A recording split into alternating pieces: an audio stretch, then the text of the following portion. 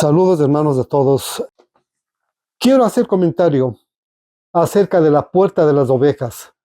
En Nehemías el capítulo 3 y en el versículo 1 nos dice las escrituras: entonces se levantó el sumo sacerdote Eliasib con sus hermanos los sacerdotes y edificaron la puerta de las ovejas. Ellos arreglaron y levantaron sus puertas hasta la torre de Jamea y edificaron hasta la torre de Hananeel. La primera puerta que encontramos aquí es la puerta de las ovejas y las personas que edificaron, que levantaron y enmaderaron esta puerta. Es conocida como la puerta de las ovejas y hay muchos teólogos, muchos estudiosos de las escrituras que le consideran a esta puerta como la puerta más importante. Si no eres una oveja del Señor, si no eres una oveja de Cristo Jesús, difícilmente podrás entrar por esta puerta, difícilmente podrás entrar a Jerusalén. Necesitas ser una oveja de los prados de Cristo Jesús para que puedas tener acceso a la nueva Jerusalén. Ahora, esta puerta era una puerta exclusiva para las ovejas. No entraba ninguna otra especie de animal. Absolutamente ninguna otra clase de animales. No entraban lobos, no entraban leones, no entraban el animal que a usted se le ocurra, ni al ave que a usted se le ocurra. Exclusivamente era la puerta de las ovejas. Estas ovejas estaban destinadas a ser sacrificadas en el templo. Estas ovejas provenían de Belén. Ahí nacían, ahí eran sustentadas, ahí eran criadas hasta cierto tiempo, hasta el tiempo señalado. Y luego de eso eran llevadas a Jerusalén para su sacrificio. ¿Por dónde entraban estas ovejas? Por la puerta de las ovejas. No es ninguna novedad que Jesús, el Cordero de Dios, que quita el pecado del mundo, haya nacido en Belén y al tiempo señalado sea sacrificado en Jerusalén. En Lucas, el capítulo 13, versículos 31 al 34, nos dice la Escritura. Y les dijo: id y decid a aquellas horas: he aquí echo fuera demonios y hago curaciones hoy y mañana, y al tercer día termino mi obra. Sin embargo, es necesario que hoy y mañana y pasado mañana siga mi camino, porque no es posible que un profeta muera fuera de Jerusalén. Jerusalén, Jerusalén, que matas a los profetas y apedreas a los que te son enviados. Cuántas veces quise juntar a tus hijos como la gallina a sus polluelos debajo de sus alas, y no quisiste. Pues esto confirma lo que dije hace un instante. Era en esta ciudad, era en Jerusalén, donde tenía que morir el Señor Jesucristo. Era en esta ciudad donde muchos de los profetas enviados por Dios a Israel fueron sacrificados, fueron muertos. En otras palabras, estos profetas también eran ovejas del Señor, ovejas de Cristo Jesús. En el Evangelio de Juan, en el capítulo 10 y el versículo 27, nos dice la Escritura: mis ovejas oyen mi voz y yo las conozco y me siguen. A esto quiero sumar Apocalipsis capítulo 14. Apocalipsis capítulo 14, versículos 3 y 4. Y cantaban un cántico nuevo delante del trono y delante de los cuatro seres vivientes y de los ancianos, y nadie podía aprender el cántico, sino aquellos 144,000 que fueron redimidos de entre la tierra. Estos son los que no se contaminaron con mujeres, pues son vírgenes. Estos son los que siguen al Cordero por donde quiera que Él va. Fueron redimidos de entre los hombres como primicias para Dios y para el Cordero. ¿A quiénes siguen las ovejas? Juan dice: mis ovejas oyen mi voz y yo las conozco y me siguen. Estas personas de las que está hablando Apocalipsis son las mismas de las que está hablando en Juan 10:27. ¿Y a dónde van estas ovejas? ¿A dónde van estos corderos? Van al matadero a ser sacrificados. Si el Señor así lo desea, si el Señor así lo permite, son corderos destinados al matadero, al igual que su Maestro, al igual que Cristo Jesús. Bendito sea Dios. Apocalipsis capítulo 12 y el versículo 11. Y ellos le han vencido por medio de la sangre del Cordero y de la palabra del testimonio de ellos, y menospreciaron sus vidas hasta la muerte. Toda oveja verdadera de Cristo Jesús, Toda oveja real de Jesucristo menosprecia su vida hasta la muerte, porque siguen al Cordero por donde quiera que Él va. Alabado sea el Señor Jesucristo. Así que si hay verdaderas ovejas escuchando este mensaje, escuchando esta administración, esta enseñanza, ya sabe cuál puede ser su final: ser sacrificado por causa de Cristo Jesús. En el libro de los Hechos, en el capítulo 20 y el versículo 24, algo nos dice aquí las escrituras referente de lo mismo. 20:24. Pero de ninguna cosa hago caso, ni estimo preciosa mi vida para mí mismo, con tal que acabe mi carrera con gozo y el ministerio que recibí del Señor Jesús, para dar testimonio del Evangelio de la gracia de Dios. Está hablando el apóstol Pablo. Él está menospreciando su vida. A él le interesa hacer la voluntad de Dios. A él le interesa terminar la obra que le ha sido designada para él. A él le interesa trabajar para la obra de Cristo Jesús, trabajar para la iglesia. Y no le importa si es que tenía que ofrendar su vida, él estaba dispuesto a dar su vida. Y eso es lo que nos dice la historia de la vida del apóstol Pablo, que este hombre fue sacrificado por causa del evangelio de Jesucristo. Bendito Dios. Y si somos ovejas del Señor, hagámonos de este mismo pensamiento. Comencemos a hacer en nuestra mente, en nuestra conciencia, en nuestro corazón, que si el Señor nos pide nuestra vida, que tal vez sea la prueba final de nuestra caminata, pues no dudemos en presentar nuestra vida por causa del Señor Jesucristo, porque el galardón es grande delante de la presencia de Dios cuando Cristo venga en su venida. Vamos al capítulo 6 del libro de los Hebreos. ¿Qué dice el capítulo 6 del versículo 10? Porque Dios no es injusto para olvidar vuestra obra y el trabajo de amor que habéis mostrado hacia su nombre, habiendo servido a los santos y sirviéndoles aún. Aquí vemos que en la mentalidad de Dios, Él no se olvida absolutamente de nada, absolutamente de ningún detalle que nosotros hayamos hecho en el cuerpo de Cristo, en la iglesia del Señor Jesucristo. En otras palabras, Él se recuerda los nombres de cada uno de las personas que han trabajado para Él, con amor, con gracia. Hermanos amados, y lo más importante de todo esto, vamos a darnos cuenta que en este capítulo 3 de Nehemías, absolutamente nadie recibió un salario, nadie recibió un centavo de su trabajo, todos lo hicieron por amor a la obra del Señor.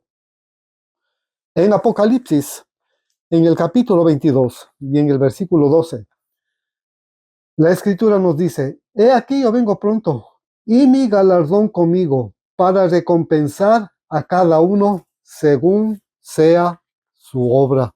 Entonces, el trabajo, repito, que hayamos hecho en la obra del Señor, si Él nos puso a trabajar en su obra, si Él nos puso a trabajar en su iglesia, a servir a los santos de la manera que nos haya puesto a trabajar, hay una recompensa delante del Señor, porque Él nos olvida de la obra de nuestras manos. Bendito sea Dios.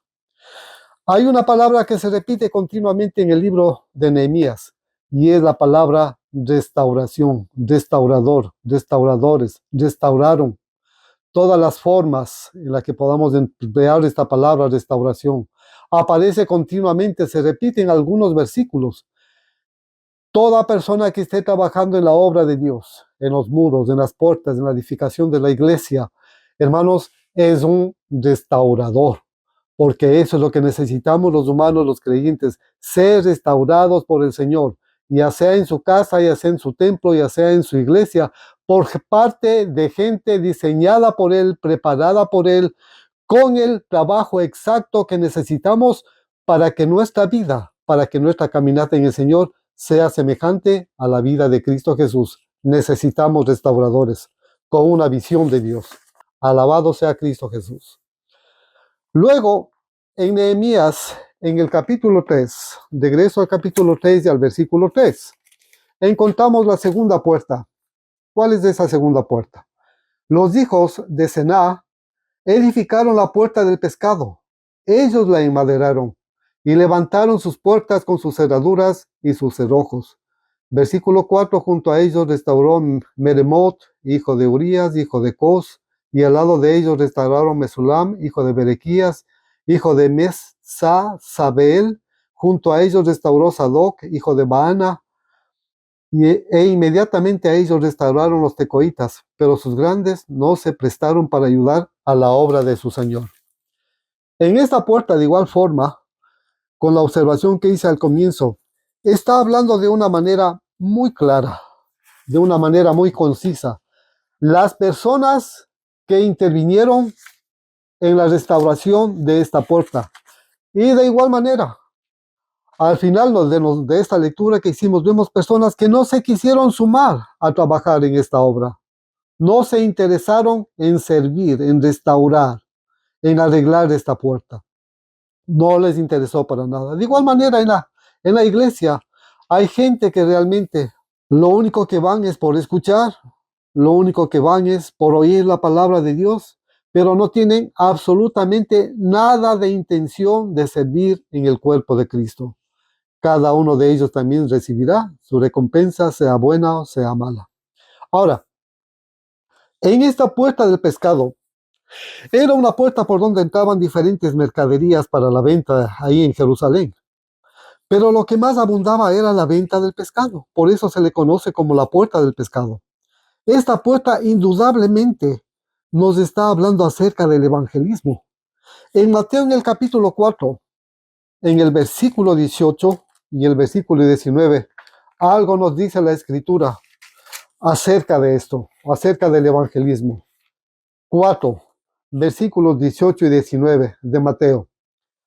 Andando Jesús junto al mar de Galilea, vio a dos hermanos, Simón, llamado Pedro, y Andrés su hermano, que echaban las redes en el mar porque eran pescadores.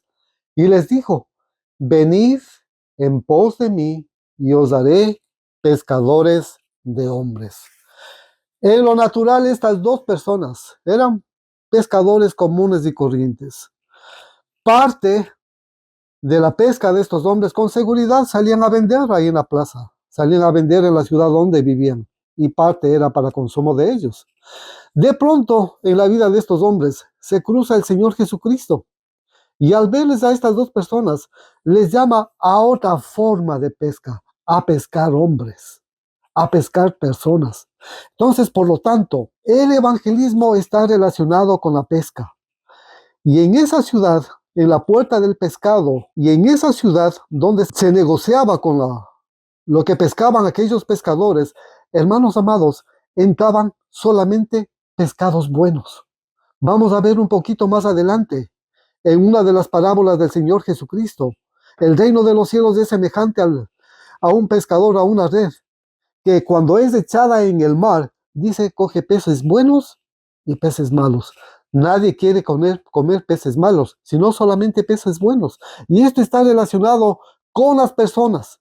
Personas malas, personas buenas, personas que hacen la voluntad de Dios y personas que no quieren hacer la voluntad de Dios.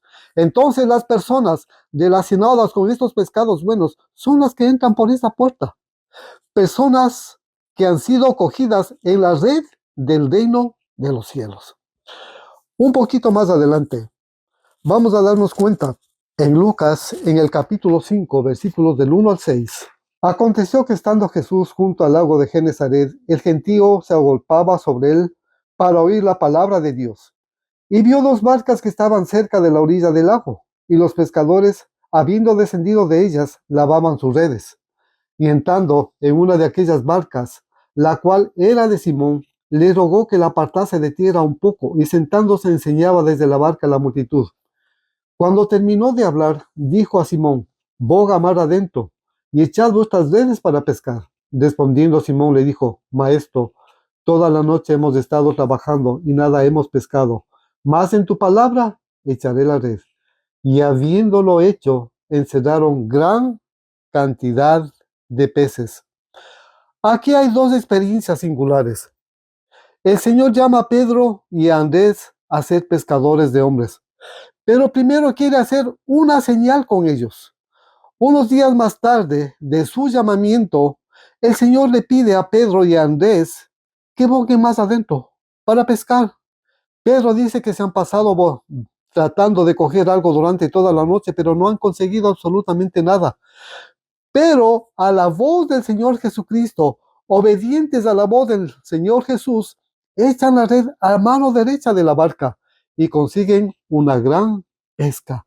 Entonces, para Pedro y para Andrés fue la señal suficiente para que ellos puedan dejar ese trabajo y realmente pasen a ser parte del movimiento, del llamamiento de Cristo Jesús. Lo que se cumple en lo literal. Vemos un poco más adelante, ya cuando el Señor Jesucristo es llevado a los cielos, viene el Espíritu Santo de Dios. Esta verdad que ellos vivieron de una manera literal se transforma en una verdad espiritual. En Hechos, en el capítulo 2, versículos 36 al 41. Sepa pues ciertísimamente toda la casa de Israel que a este Jesús a quien vosotros crucificasteis, Dios le ha hecho Señor y Cristo. Al oír esto se compungieron de corazón y dijeron a Pedro y a los otros apóstoles, varones hermanos, ¿qué haremos? Pedro les dijo, arrepentíos y bautícese cada uno de vosotros en el nombre de Jesucristo para perdón de los pecados y recibiréis el don del Espíritu Santo. Porque para vosotros es la promesa y para vuestros hijos y para todos los que están lejos, para cuantos el Señor nuestro Dios llamare. Y con otras muchas palabras testificaba y les exhortaba diciendo, sed salvos de esta perversa generación. Así que los que recibieron su palabra fueron bautizados y se añadieron aquel día como 3,000 personas. Aquella pesca literal en el mar de Jerusalén. Ahora el apóstol Pedro está experimentando esa pesca espiritual. Está lanzando la red, está lanzando la predicación, está predicando el evangelio de nuestro Señor Jesucristo bajo la unción del Espíritu Santo de Dios, bajo la unción del Espíritu de vida. Él les prometió el Espíritu Santo de Dios. Y una de las razones por cuales da el Espíritu de Dios es para la predicación del evangelio, para que sepan cómo lanzar la red, para que sepan cómo hay que lanzar, cómo es la predicación del evangelio de Cristo Jesús, para salvar a las personas, para salvar a las almas. Entonces el apóstol Pedro es testigo tanto de una bendición literal como de una bendición espiritual. Hace un rato hablé acerca del reino de los cielos, que está relacionado con una red para pescar. En Mateo el capítulo 13, versículos del 47 al 50. Asimismo, el reino de los cielos es semejante a una red, que echada en el mar recoge de toda clase de peces, y una vez llena, la sacan a la orilla y sentados recogen lo bueno en cestas y lo malo echan fuera. Así será el fin del siglo.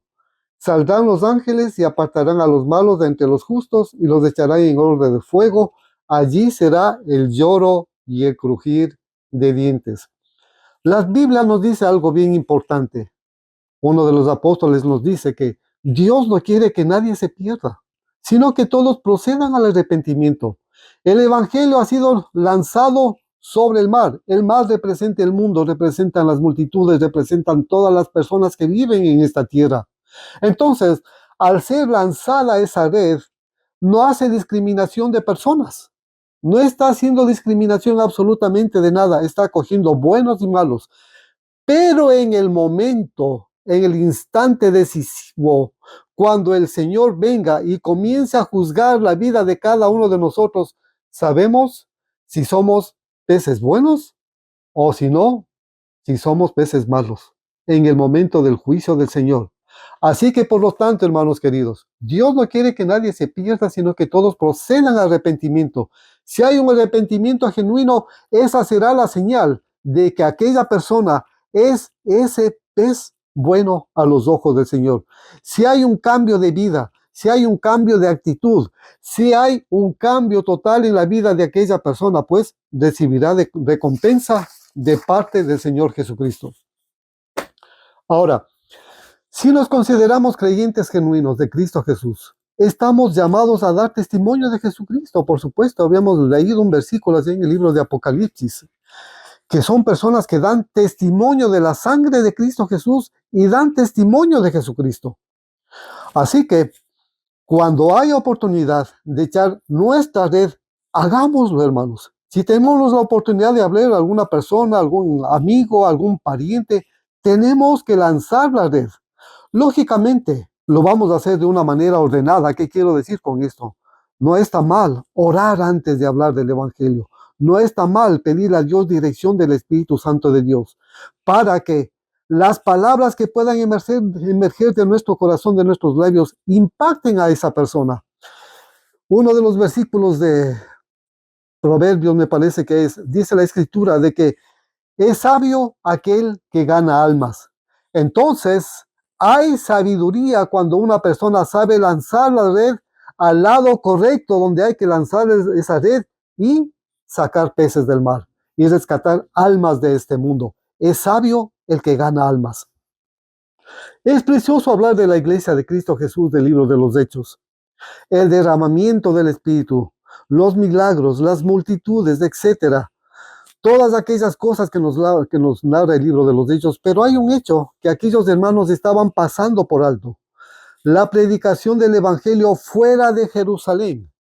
En el libro de los Hechos, en el capítulo 8, había un mandamiento de parte del Señor. Hechos capítulo 8, versículos 1 al 4 primero. Y Saulo consentía en su muerte en aquel día. En aquel día hubo una gran persecución contra la iglesia que estaba en Jerusalén, y todos fueron esparcidos por las tierras de Judea y de Samaria, salvo los apóstoles.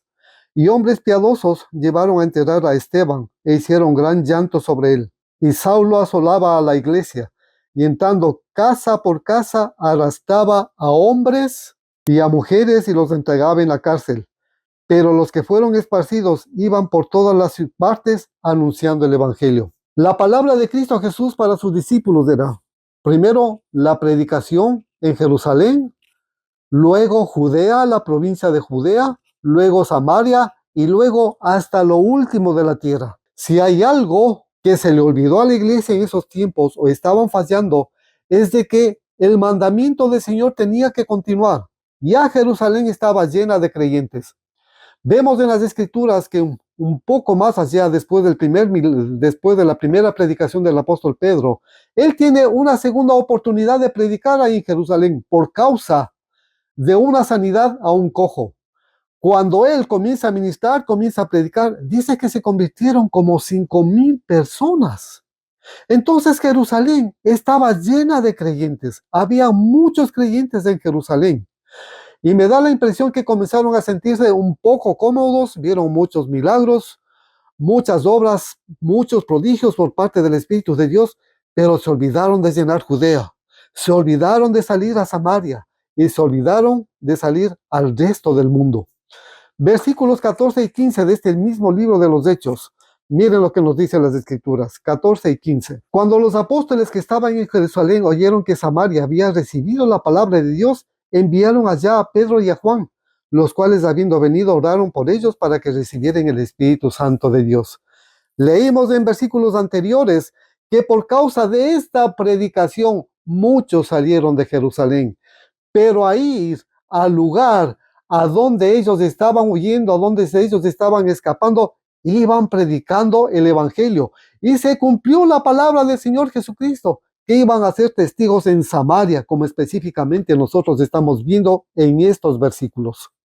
Ahora, esto es absolutamente para todos. En el Evangelio de Marcos, casi al final del Evangelio de Marcos, en el capítulo 16, hay algo que debemos recordar cada uno de los creyentes. 16:15. El que creyere y fuere bautizado será salvo, mas el que no creyere será condenado. Y el versículo 15, y les dijo, id por todo el mundo y predicad el evangelio a toda criatura. Todavía formamos parte de este mundo. Todavía el Señor no nos ha sacado de este mundo. ¿Cuál es nuestra obligación? ¿Cuál es nuestro deber? Hablar de Jesucristo, echar la red. Salgamos a pescar, salgamos de esa vida cómoda, salgamos de nuestra Jerusalén, salgamos por toda nuestra Judea, salgamos por nuestra Samaria, y si Dios lo permite, vayamos a alguna otra parte del mundo. ¿Con cuál objetivo? A echar la red, a evangelizar, a hablar del evangelio del reino de los cielos. Bendiciones a todos mis hermanos.